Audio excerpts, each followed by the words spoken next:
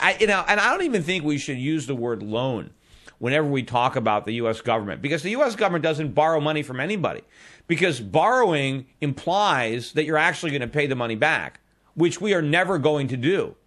So we're not borrowing, we're stealing, or we're conning people out of their money. I mean, we're convincing people to give us money under false pretense, because we're talking about a loan, but we know it's not a loan because we're not going to pay anybody back. Now, yes, we will pay you back as long as you loan us the money to do it.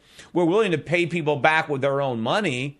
But if the U.S. national debt never goes down, then you've never paid anything back. I mean, imagine if you bought a house and you started out with a mortgage and your mortgage was $200,000, right? Paying back your mortgage means at some point in time, your mortgage is zero. You actually paid back what you borrowed. But if you buy a house and you start out with a $200,000 mortgage, and then after 10 years it's $300,000, after another 10 years it's $400,000 or $500,000, if your mortgage debt keeps getting bigger and bigger, you're not paying anybody back. Even if you're paying back the bank, even if you're making your mortgage payment, you're making your mortgage payment with your bank's money. If the bank keeps letting you borrow money so you can keep making payments on the money you've already borrowed, but your net debt keeps rising, if you're into the bank for more money than when you first took out the loan, you haven't paid the bank back anything. I mean, maybe the bank is pretending that you've been paying because you've been servicing your debt, but your debt has been increasing.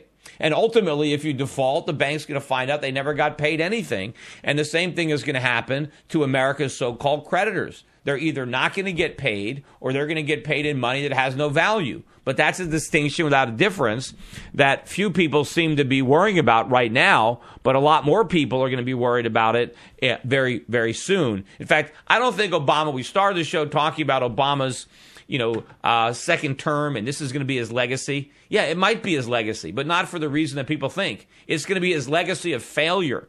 It's going to be where the chickens that he let loose in his first term come home to roost. In fact, the only reason that I think it didn't blow up in his first term was because the European crisis overshadowed ours. And so we got a pass as all this flight money was going into the treasuries.